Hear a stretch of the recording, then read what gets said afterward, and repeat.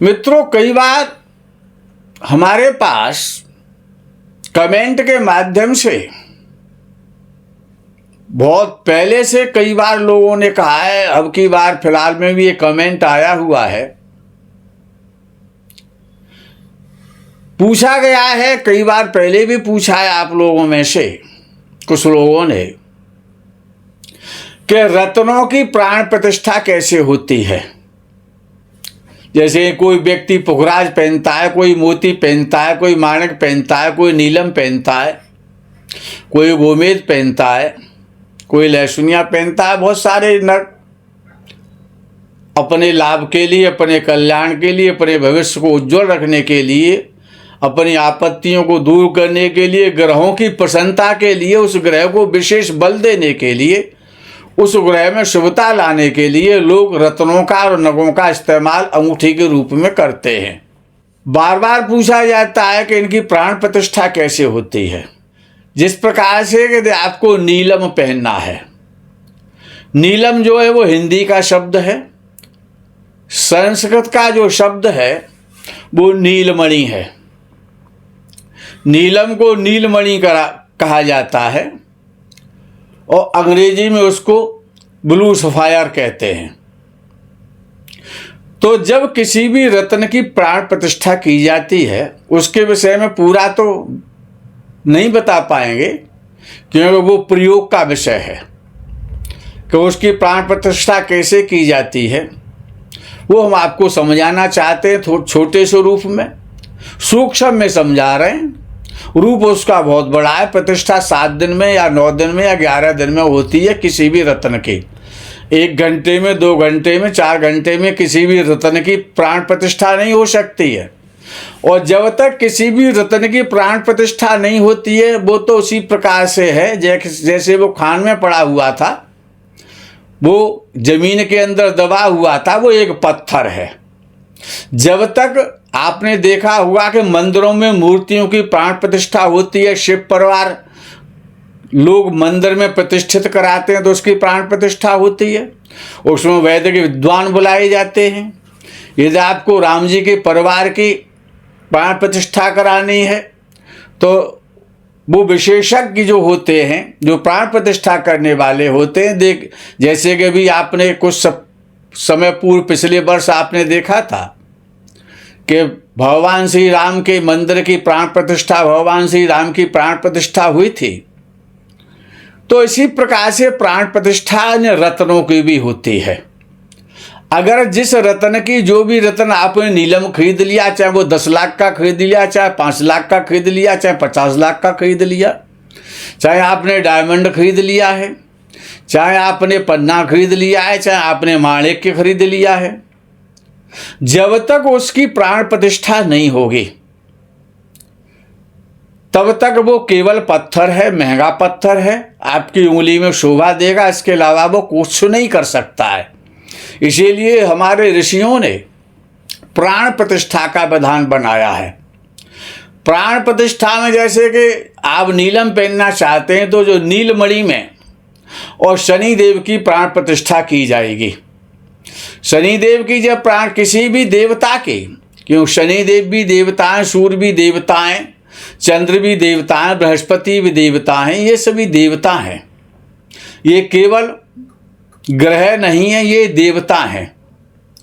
तो इन देवताओं की, अब जिस प्रकार से किसी को माणिक पहनना है तो उसमें सूर्य की जो प्राण प्रतिष्ठा का जो प्रावधान है, जो वैदिक विधि है प्राण प्रतिष्ठा की सूर्य भगवान की, वो उसी विधि का पालन किया जाएगा। जैसे किसी को मंगल के लिए, मंगल को अच्छा करने के लिए या मंगल के दोषों को दूर करने के लिए किसी को मूंगा पहनना है, किसी को मूंगा पहनना है तो उसमें मंगल की प्राण प्रतिष्ठा होगी, मंगल के मंत्रों से होगी, मंगल की पूजा होगी। तो सबसे पहले नियम क्या है कि जो नग आप ले रहे हैं या जो नग आपको पहनना है, वो नग में, उस नग का सबसे पहले जो प्रावधान है वो ये है कि पहले उसका जलाधिवास होता है। उसको 24 घंटे तक गंगा जल में डाल करके रखा जाता है या समुद्र के जल में डाल करके रखा जाता है। या तीर्थों के जल में उसको डाल करके रखा जाता है। पात्र लोहे का नहीं होता है, तांबे का होता है, या पात्र पीतल का होता है, या स्वर्ण का होता है, या चांदी का होता है। तो हम तो अपने यहाँ चांदी के पात्र में उसको जलादिवास कराते हैं। तो उस नग का पहले जलादिवास होगा 24 घंटे के लिए अनवरत। उसकी पूजा का विधान है, वो मंत्र बोले जाते हैं, तब उसको जल में अधिवास करा दिया जाता है, उसको जल में शयन करा दिया जाता है। उसके बाद जलादिवास के बाद अन्नादिवास होता है, वो भी 24 घंटे का होता है। फिर उसके बाद दुग्धादिवास होता है, फिर दधि अधिवास होता है, फिर शहद का अधिवास होता है, फिर घृताधिवास होता है। उसको घृत में 24 घंटे को रखा जाता है। उसमें अलग अलग मंत्र होते हैं, घृत के अलग मंत्र हैं, दही के अलग हैं, मधु के अलग हैं, जल के अलग हैं, अन्न के अलग हैं। और जिस प्रकार से कि अन्नादिवास में जैसे कि अगर आपको मालिक की प्राण प्रतिष्ठा करानी है तो उसको गेहूं में उसका अधिवास किया जाता है, क्योंकि उसका अन्न जो है वो गोधूम है। इसी प्रकार से अगर आपको मूंगा पहनना है तो मूंगा का जो अधिवास है वो मसूर की दाल में किया जाता है। तो ये जो अन्न है इनमें अधिवास होता है, फिर पुष्पाधिवास होता है, फिर फलाधिवास होता है। उसके बाद सहस्त्र धारा स्नान होता है 100 शकोरों के द्वारा या कुल्हड़ों के द्वारा। उसमें 100 प्रकार की औषधियाँ डाली जाती हैं अलग अलग, ये नियम है। फिर उसके बाद सहस्त्र धारा स्नान होता है। सहस्त्र धारा स्नान के बाद फिर तीर्थों के जल से स्नान कराया जाता है उस नग को, उस रतन को। फिर नदियों के जल से स्नान कराया जाता है, फिर समुद्र के जल से स्नान कराया जाता है। उसके बाद कहीं प्राण प्रतिष्ठा का 7वें दिन या 9वें दिन उसका नंबर आता है कि अब इसकी प्राण प्रतिष्ठा होगी। तब तक पूजन चलता रहता है उस देवता विशेष का। जिस प्रकार से किसी को नीलम पहनना है तो भगवान शनि देव का नित्य प्रति पूजन होता रहेगा, उनका यज्ञ चलता रहेगा, यही प्रावधान है। उसके बाद और फिर प्राण प्रतिष्ठा का नंबर आता है। मैं आपको सूक्ष्म में बता रहा हूँ। ये भी जो मैंने आपको बताया है, जो अधिवासों का जो विधान है, ये भी सूक्ष्म में बताया है। उसके बाद फिर उनका स्नान होता है। उसके बाद प्राण प्रतिष्ठा का नंबर आता है। प्राण प्रतिष्ठा का 1-2 में बोल करके सुनाई देता हूँ आपको। बहुत सारा प्रावधान है, वो बड़ा प्रावधान है। वहाँ पर बोला जाता है आम बीजम ह्रीम शक्ति क्रीम क्रौम कीलकम आसु अमुका अमुक मूर्तिषु अमुकामुक मूर्तिषु। आप किन किन में प्राण प्रतिष्ठा कर रहे हैं? यदि आप नीलम में करें तो नीलमणि प्राण प्रतिष्ठा स्थापने विनियोग। ओम आम ह्रीम क्रोम यम रम लम बम शम शम सम हम ओम क्षम क्षम हम सह ह्रीम ओम आम ह्रीम क्रोम आसाम। जिस प्रकार से कि नीलम में प्राण प्रतिष्ठा हो तो नीलमणि नाम प्राणाह यह प्राणाह। ओम आम ह्रीम क्रोम यम रम लम बम शम शम हम शम हम ओम क्षम क्षम हम सह ह्रीम ओम आम ह्रीम क्रोम शाम आसाम मूर्ति नाम जीवाह यह स्थिताः। इस प्रकार से उस नग में उस देवता की प्राण प्रतिष्ठा की जाती है। और जो उस देवता के मंत्र हैं उन्हीं मंत्रों से आँख नाक कान त्वचा नेत्र जिह्वा उदर ग्रीवा बाहु जो भी अंग हैं उन सभी अंगों की प्रतिष्ठा उस नग में उस देवता की जाती है। फिर उसमें जीव की उस देवता के एक अंश की प्राण प्रतिष्ठा होती है। जैसे कि आपको नीलम पहनना है तो उसमें नीलमणि में शनि देव के एक अंश की प्रतिष्ठा होगी। अगर आपको मूंगा पहनना है तो उसमें मंगल के प्राणों की एक अंश से प्रतिष्ठा होती है। तब वो नग और जो अंगूठी में जो आपने पहना है वो एक साक्षात देवता है। उस देवता को अंगूठी स्नान के बाद निकाल करके नित्य आपको उसको स्नान कराना चाहिए। स्नान कराने के बाद उसको धूप दीप इत्यादि दिखाना चाहिए। तब उसको पुनः गले में स्नान के बाद नित्य धारण करना चाहिए और उसको बड़ा पवित्र रखना चाहिए। जहाँ पर अपवित्र स्थान है जैसे मदिरालय हैं, यदि आप शराब पी रहे हैं, यदि आप मीट खा रहे हैं, यदि आप कहीं शमशान में आपको किसी शव यात्रा में जाना पड़ रहा है, या कोई अशुद्धावस्था है, कहीं पर अशुद्धावस्था हो गई है, किसी की मृत्यु हो गई है, तो उस नग को, उस अंगूठी को आपको एक पवित्र स्थान पर सुरक्षित निकाल करके जाना चाहिए और स्नान करके और तब उसको धारण करना चाहिए। ये छोटा सा उसका एक प्रावधान है जो लोग पूछना चाह रहे थे। ये छोटा सा सामान्य सा प्रावधान है, ये सूक्ष्म में मैंने आपको समझा दिया गया है, लेकिन इसको करने में एक सप्ताह का कम से कम समय लगता है। कभी कभी जो बड़े देवता हैं जैसे बृहस्पति हैं, शनि हैं, राहु हैं, इनके लिए 9 दिन और 11 दिन का समय भी लग जाता है।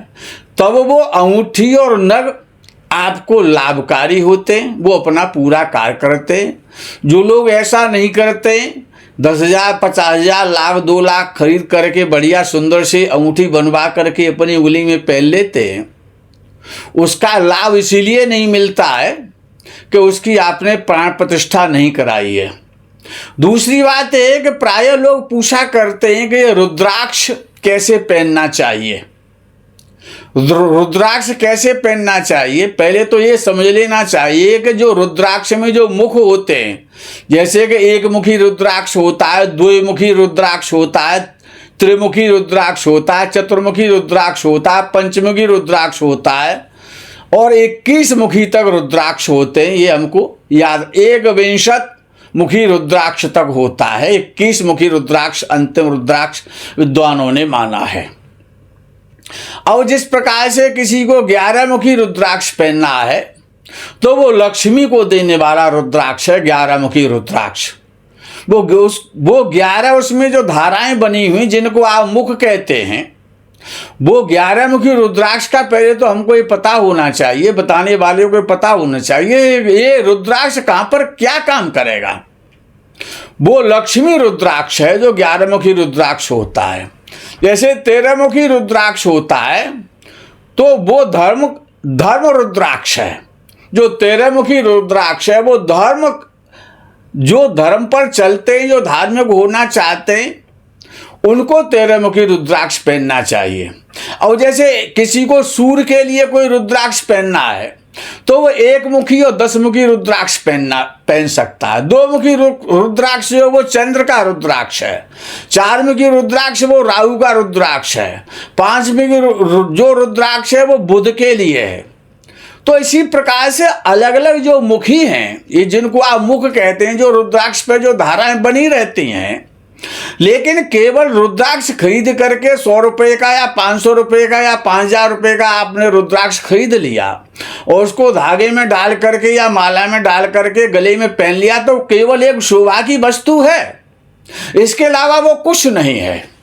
वो एक पेड़ का जो रुद्राक्ष नाम का जो वृक्ष होता है उसका एक सूखा हुआ फल है, लकड़ी है, वो और कुछ भी नहीं है।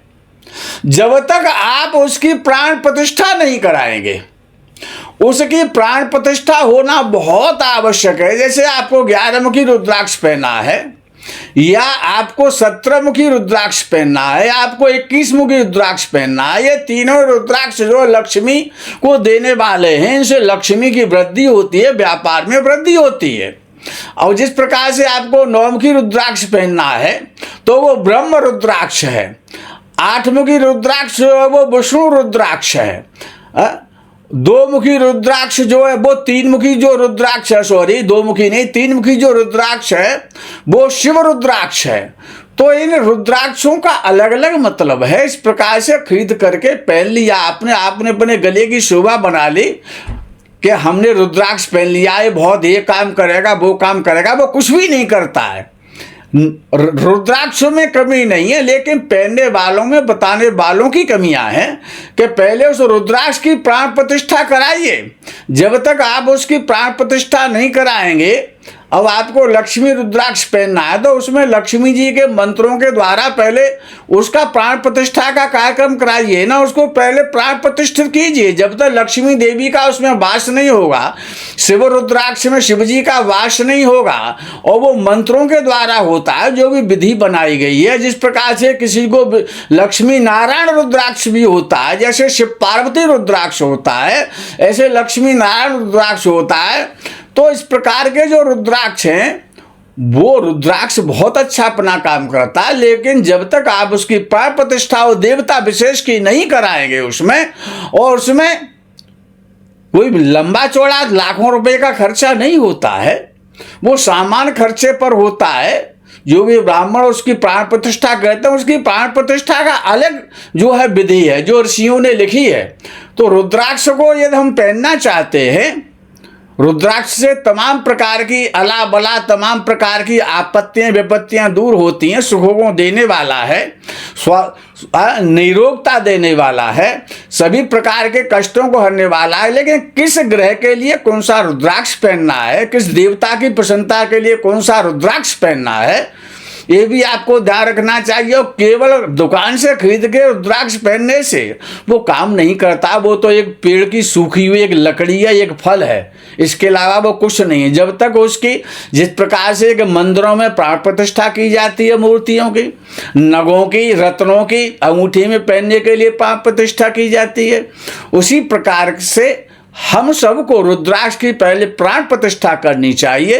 और कौन सा रुद्राक्ष किसके लिए उपयोगी होता है, किस देवता विशेष के लिए, किस ग्रह विशेष के लिए, वो बुद्धि को बढ़ाने वाला है, वो धन संपत्ति को बढ़ाने वाला है, या वो आपको व्यापार के लिए चाहिए, या आपको सर्विस में पदोन्नति के लिए चाहिए, या आपको सर्विस आपकी नहीं लग रही है, तो उसकी सहायता से आपके सारे काम तभी होंगे जब वो उस रुद्राक्ष में पावर आ जाए। जब तक उसकी प्राण प्रतिष्ठा नहीं होगी तब तक वो रुद्राक्ष काम नहीं करेगा। तो मित्रों, आज केतु का विषय है। आज केतु पर कुछ कहने की इच्छा है कि जब लगन के प्रथम भाव में जब केतु होता है, तो केतु क्या है कि वो अस्थिर है, वो स्थिर नहीं है, वो चंचल है, वो रोग का कारक है, वो रोग भी देता है, चिंता देता है, टेंशन देता है। और जिसका भी लगन में केतु बैठा होता है वो हमेशा चंचल बुद्धि का होता है, चंचल स्वभाव का होता है, वो एक जगह नहीं रुकता है, उसकी बुद्धि दौड़ती रहती है और समय समय पर उसको रोगों से पीड़ा भी मिलती है। जिसका लगन में केतु होता है ऐसा जातक प्रायः भयभीत हो जाता है, घबरा जाता है और निरंतर हो जाता है और अस्थिर चित्त वाला होता है।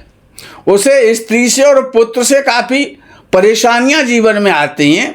वो कभी कभी आस्तिक हो जाता है, कभी कभी नास्तिक हो जाता है, और अपने बंधुओं से, अपने परिवारजनों से वो मनमुटाव रखने वाला होता है, और वो व्याधि से और रोग से भी पीड़ित होता है। लगनस्थ केतु हमेशा कभी भी अच्छा फल नहीं देता है। वो बात रोग देता है, दुर्जनों से भय देता है, चित्त में भ्रम देता है, घबराहट देता है, और ऐसे व्यक्ति हमेशा तड़फड़ाते रहते हैं, तड़फते रहते हैं जिनका लगन में केतु होता है। लगनस्थ केतु यदि अच्छा है, उसको शुभ ग्रह बृहस्पति या शुक्र उसके साथ में बैठे हुए हैं, अथवा बुध बैठा हुआ है, तो ऐसा केतु और शिक्षा और संतान, दाम्पत्य पर जो बुरा असर वो डालता है वो नहीं डाल पाता है। तो जिनका लगन में केतु बैठा हो उनको हमेशा प्राण प्रतिष्ठा करा करके और उनको लहसुनिया नग धारण करना चाहिए, या फिर उनको सातमुखी रुद्राक्ष पहनना चाहिए जिनका केतु लगन में बैठा हुआ है। केतु यदि शुभ है, क्योंकि केतु मोक्ष को देने वाला है। यदि केतु आपका लगन में बैठा हुआ है, धनु या मीन राशि का केतु बैठा हुआ है, या वृश्चिक राशि का केतु बैठा हुआ है, तो ऐसा जातक जिनका केतु अच्छा होता है, बृहस्पति शुक्र के द्वारा यदि आपका केतु दृष्ट हो रहा है, तो ऐसा जातक पिता की सेवा करने वाला होता है, ईश्वर को मानने वाला होता है, धार्मिक होता है, चौपाइयों की सेवा करने वाला होता है। और ऐसे जातक को बच्चों से विशेष चिंता रहती है, और कभी कभी पत्नी से भी अनबन होती रहती है। सिंह राशि में केतु हो तो बहुत अच्छा माना जाता है। तो किसी का लगन में किसी का सिंह लगन है उसमें केतु बैठा हुआ है तो वो राजा के समान वैभवशाली और धनवान भी बना देता है। मकर या कुंभ राशि का केतु यदि लगन में बैठा हुआ है तो ऐसे जातक के पास अचल संपत्ति होती है, जातक बहुत धनवान होता है, राजा और वैसा सुख प्राप्त करता है। यदि शुक्र और चंद्र केतु के साथ लगन में बैठे हुए हैं तो जातक प्राय ऐसा जातक जिसका केतु लगन में बैठा है, शुक्र और चंद्र भी यदि लगन में बैठे हुए हैं तो ऐसा जातक प्राय प्रेम विवाह करता है या गंधर्व विवाह करता है।